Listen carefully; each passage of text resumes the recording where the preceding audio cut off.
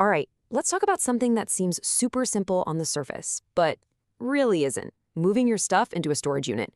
You'd think it's just about lifting and carrying, right? But it's actually so much more. It's about strategy, it's about space, and honestly, a little bit of genius. So let's dive right in. Because the second you're standing there looking at a mountain of your belongings and then at that empty, cold metal room, you realize, oh boy, this is a real life puzzle.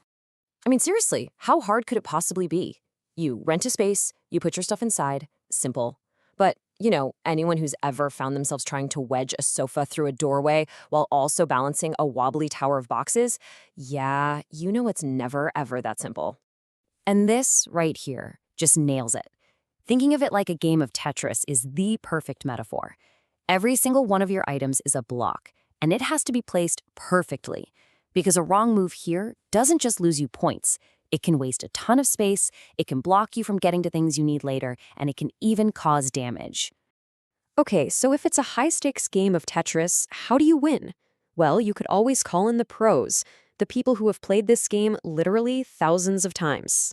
Look, people use storage for all kinds of reasons. Maybe you're in the middle of a home renovation, or you're downsizing.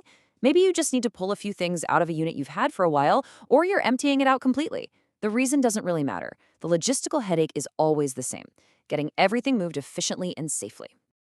And this is what the experts really bring to the table. It's a three-part solution. It's not just about the muscle for the heavy lifting. It's also having the right tools for the job. The dollies, the straps, the protective pads. And maybe most importantly, it's the experience to use all of it correctly. They take care of the physical strain so you don't have to. And this is where it gets really interesting, because the real value of professional movers, it goes way beyond just brute strength. It's all about their strategic thinking.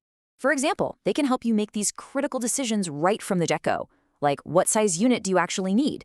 Based on what you're storing, they'll know if you can get away with a 10 by 5 or if you really need a spring for that 10 by 10. They'll also help you decide between, say, an indoor climate-controlled unit for your delicate stuff versus a basic outdoor drive-up for things that are more durable.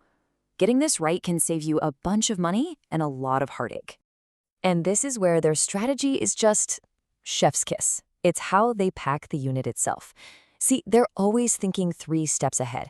They're building these stable, solid walls of boxes, making sure every piece of furniture is protected, and, this is huge, they're planning for your future access. Those holiday decorations you might need in a few months? They'll make sure those are right up front, not buried behind that heavy dresser. Okay, and check this out.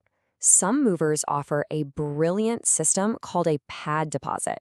So if you've got valuable furniture or things that are easily scratched, you can pay a small deposit to keep them wrapped in those thick, professional-grade moving pads the whole time they're in storage. It's an amazing way to get that long-term protection. And the best part? When you move out and give the pads back, you get your deposit back in full.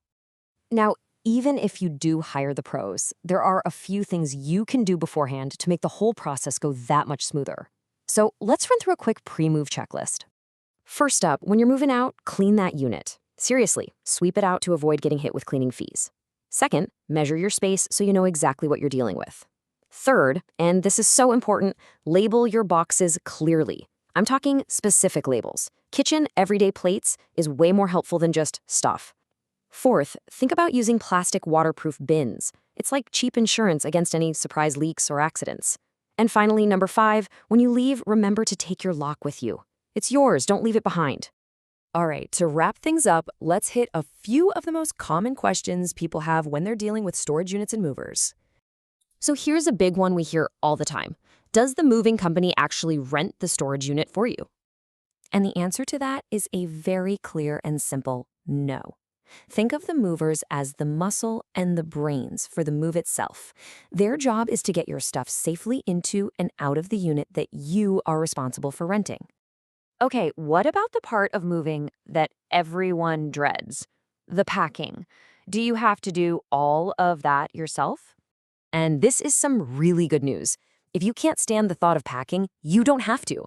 Most moving companies offer expert packing services as an add-on. They'll literally come in, pack everything up for you, and they can even bring all the boxes and supplies you need. It can be a huge time and stress saver.